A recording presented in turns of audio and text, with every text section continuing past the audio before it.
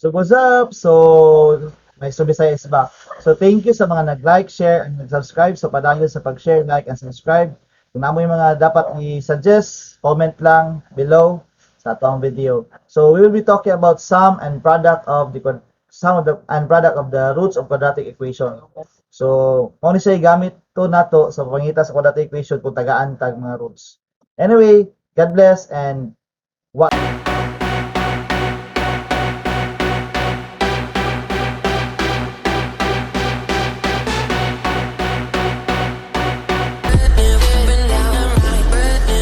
sum and product of the roots. So, kung ato summarize ang ato ang mga nabalaan na sa previous videos, so natay itudluan ta og how to get the standard form, which is ax squared plus bx plus c equals 0. So, di ba, ato yung standard form. Itudluan taon sa papangita sa roots, which is natay upat ka klase. Remember, ito siya, extracting of roots, uh, factoring, completing the square, and the quadratic formula. And then after that one, after gitudluan ta sa pagpangita sa roots, we are also taught, gitudluan pud ta sa pagpangita sa characteristics sa roots, maski pag wala pa nato nakita ang roots, gitudluan ta sa pagpangita sa iyang characteristics. And that is using the discriminant, no? Which is d is equals to b squared minus 4ac.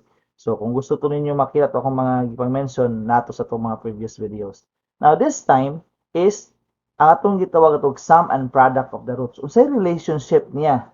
No, kung atong i-add ang duha ka roots nga nakita nato ug atong i-multiply ang duha ka roots nga nakita to. So of course, ang ato ang technique diri is dapat kabalo gyud ta mo add and mo subtract.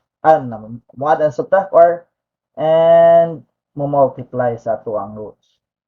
So, na ako example, like for example, first, para makita na klaro. So, let's have this one. X squared minus 8x plus 16 equals 0. Now, kung ato panitaw ng roots ani, we can easily say that we may use the quadratic formula. So, let us have a equals 1, b equals negative 8, c equals 16. So, akong gibuhat is, gipangita sa nako ang roots. Kaya para ma-determine na to ang i-add na to siya para ma-determine na to ang sum o ang iyang product, no? So, dapat pangitawon sa nato ang roots. So, here we can use the quadratic formula. Pwede. So, x equals negative b plus minus square root of d over 2a. So, man ang d. So, therefore, d is the discriminant. So, pwede ta mag-solve sa discriminant. O una, para mabala na to ang nature niya po, no? So, d is equals to b squared minus 4ac. So, therefore, d will become negative 8 squared minus 4 times 1 times 16. So, therefore, d is equals to, this is 64. So, 4 times 1, that is 4. 4 times 16 is 632. 64 also. So, therefore, negative 64. So, klaro kayo nga ato ang d is, unsa man, ang atong d is equals to 0. So, wala pa ta ka-solve sa roots, kabalo na ta kung sa atong ginapangita. Atong ginapangita nga number are real numbers and most probably they are equal. So, we can now solve for the roots using the quadratic formula. So, we have negative b. So, kay negative man yung formula niya, negative tong 8, may mo siya negative times negative 8. No? Atong klarohon. Kay murag, maklaro. Negative times negative 8, kay negative ang formula. Plus minus square root of, ang discriminant is 0. D na to is 0 over 2 times, ang a na to is 1. So, klaro kaayo, kung ato na siyang i-solve, natay duha ka value, we have x is equals to negative times negative is positive 8 plus minus 0. No, duha ka value de, plus 0 over 2, and the other one will become x equals 8 minus 0. Kung ato nito ngaon, square root of 0 is 0 man, over 2. Sige, naglibog mo, asay ka ng 8, negative times negative is positive 8. Square root of 0 is 0. So, ako lang itunga ang duha, plus ug minus. So, plus and minus. So, makita nato that 8 plus 0 is 8 divided by 2. That will become 8 plus 0 is 8 over 2. So, x equals 4. Tama? Sa pikas, 8 minus 0 of course is 8. So, therefore, x equals 8 over 2. So, therefore, x equals still 4. So, makita nato karon, no? Nga, d is equals to 0. Therefore, there are real numbers and equal. So, klaro nyo kayo? Equal. Diba? So, we are hitting so many topics here as we solve for it. Now, what will be the sum kung atong i-add ang duha? So, kung atong i-add ang duha, klaro kayo nga 4 plus 4, mo na ang sum sa roots, sum of roots, sum sa roots, will be 4 plus 4, which is 8. And then, what will be the product? Ang product niya is 4 times 4. Mo na ang product of the roots will be 4 times 4 is 60. Now, unsa kaya ang relasyon aning sum and product dito sa atong equation? Actually, class, naa sa relationship. Makita nato nga sa shortcut o agi nga ang sum sa root is equal to the negative value niya, no, or the inverse value or negative value niya dito, not inverse but ang negative value niya dito sa iyang linear term, while the product is equals dito sa iyang constant term. So, yan, makita nimo ang 8 diri is linear term, so negative man siya, so therefore the negative value na lang, no, sa iyang sum. Bantayan ninyo mo na relationship niya, and then the product is equal to the constant number. So kung tagaan tag sum and product, automatic makuha nato ang equation.